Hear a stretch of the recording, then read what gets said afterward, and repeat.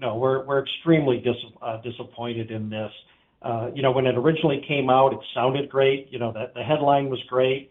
That the DNR, rejected this plan. But I'll tell you, the plan was not necessarily for the 162,000 acres. That's what they originally talked about. Mm-hmm. But I talked directly with Director Lott of the DNR, and she said statute doesn't even allow them to do that because of the way they acquired that land originally using federal dollars. That was immediately whittled down to 52,000 acres that they were going to try to do. That was something that my constituents, local units of government, were absolutely against, was the 52,000 acres. Now, this memorandum of understanding that the DNR came out with made it sound like, we heard you, we're trying to protect the natural resources, and we whittled it down to 52,000. That was actually pretty deceptive as far as I'm concerned. I have a question, actually. I read an article where some of the opponents were saying, well, we don't even know what this land would be used for. Could you put it into layman's terms what they would be using it for? Yeah, I wish I could.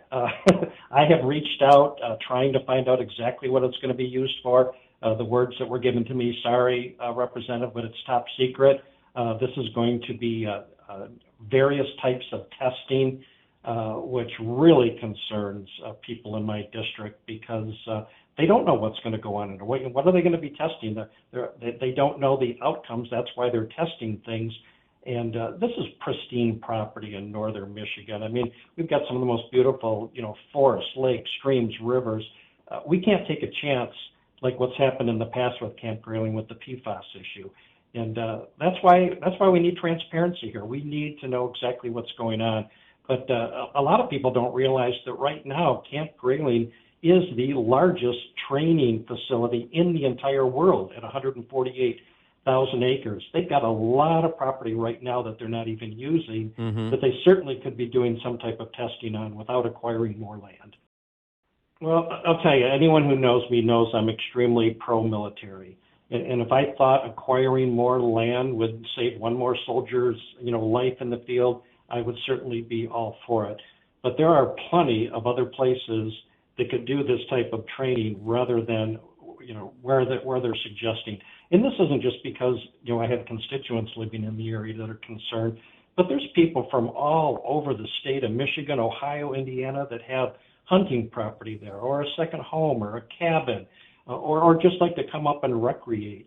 And this type of activity just doesn't fit with what that property is being used for now. I know the questions were noise, impact to wildlife, impact to water. Maybe there could be a compromise with them explaining a little bit more about what they need the land for. Well, isn't there a provision in this MOU that says they must give you specificity about what they're going to do and on what dates?